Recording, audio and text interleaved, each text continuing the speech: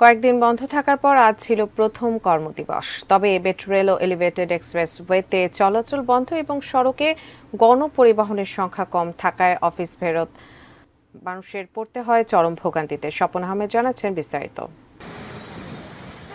Curfew ও সাধারণ ছুটির কারণে টানা ৩ দিন বন্ধ থাকার পর সীমিত পরিসরে বেলা ১১টা থেকে ৩টা পর্যন্ত চালু হয় সরকারি বেসরকারি সব ধরনের অফিস। বুধবার অফিসগামী মানুষের পদচারণায় রাজধানী যেন ফিরে পায় তার চিরচেনা রূপ। এ কারণে সকাল থেকেই রাজধানীর সড়কগুলোতে ছিল যানবাহনের তীব্র চাপ। অনেক জায়গা তৈরি হয় যানজট। অশান্ত শহর থেকে রাজধানী এখন শান্ত, স্বস্তি ফিরেছে কাঁচা বাজারেও।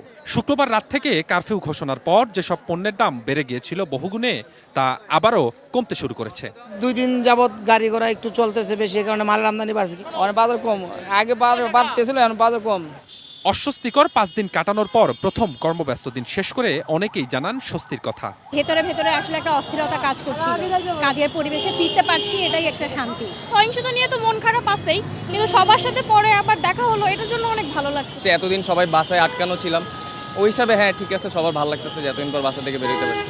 তবে দুর্বৃত্তদের হামলায় কয়েকদিন ধরে বন্ধ মেট্রো রেল ও এলিভেটেড এক্সপ্রেসওয়ে। এছাড়া সড়কে গণপরিবহনের সংখ্যা প্রয়োজনের তুলনায় কম থাকায় অফিস ফেরত মানুষদের পড়তে হয় চরম ভোগান্তিতে। অনেকে হেঁটেই গন্তব্যে রওনা করেন। ভূতের গলি থেকে বাংলা মোটর আসলাম যে বাসে উঠবো, কোনো বাসে উঠতে পারি না, আসলাম কারণ বাজার উঠতে পারছি না। এখন হাইটে যাচ্ছি যে দেখি এখানে মিরপুরে কোনো ইয়া পাওয়া যায়, লেগুনা পাওয়া যায় এখানে 60 ফিটের। বাধ্য হয়ে হেঁটে হেঁটে যাচ্ছি, কোনো ভেহিকেল পাচ্ছি না। 10 নম্বর থেকে আমার কারণ বাজার আসতে সময় লাগে 20 মিনিট, সেখানে আমার লাগছে 3 ঘন্টা। আমরা চাই যে মেট্রো রেল তাড়াতাড়ি সম্ভব যাতে খুলে দিলে আমাদের সবার জন্যই অনেক সুবিধা হবে। মেট্রো রেল ও এলিভেটেড এক্সপ্রেসওয়ে সহ রাজধানীতে পর্যাপ্ত গণপরিবহন চালু করার দাবি কর্মজীবীদের।